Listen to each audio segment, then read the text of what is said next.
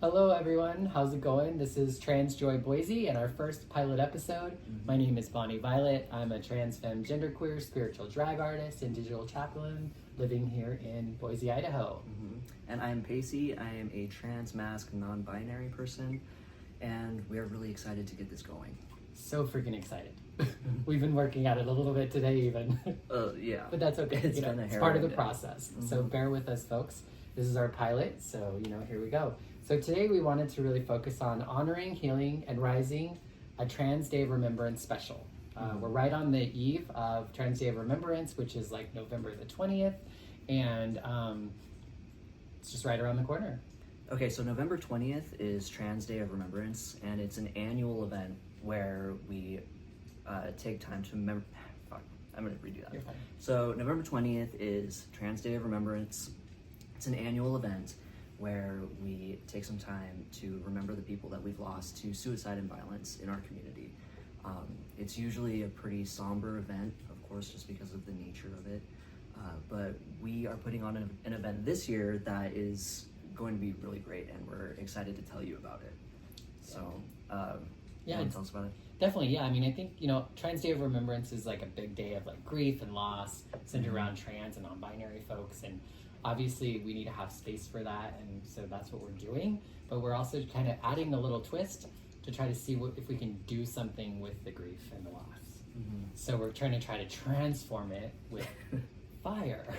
Yeah, like the idea that we're using is similar to something that you would see at Burning Man. Because I've been to several events for Trans Day of Remembrance, and they're all beautiful, like in their own right, and very moving, and of course, very heavy.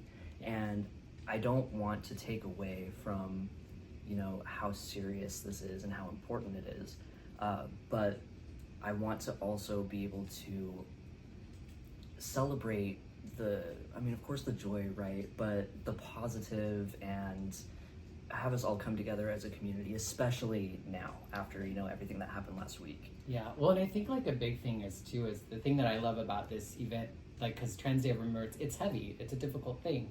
But I think the thing that I like that we've done, like we did with the march and that we're doing now, is we're really trying to find ways to create movement within everybody who is at the event. So it's not just like going to an event and listening to someone speak or watching something. People are actually going to get to engage with the temple and be a part of the burning process. And so hopefully it feels like more of an experience than kind of something you're going to go and watch, which is great.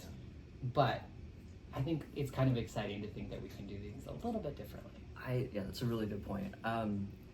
For this, it's definitely interactive, and we've put a lot of effort into making it that way, because you're right, like we want people to feel like they're involved, but mostly I just want people to feel like they have a community and a place where they fit in, because I know right now the fear is palpable and the tension is just, I know every day I'm hearing more things on the news that are just absolutely terrifying.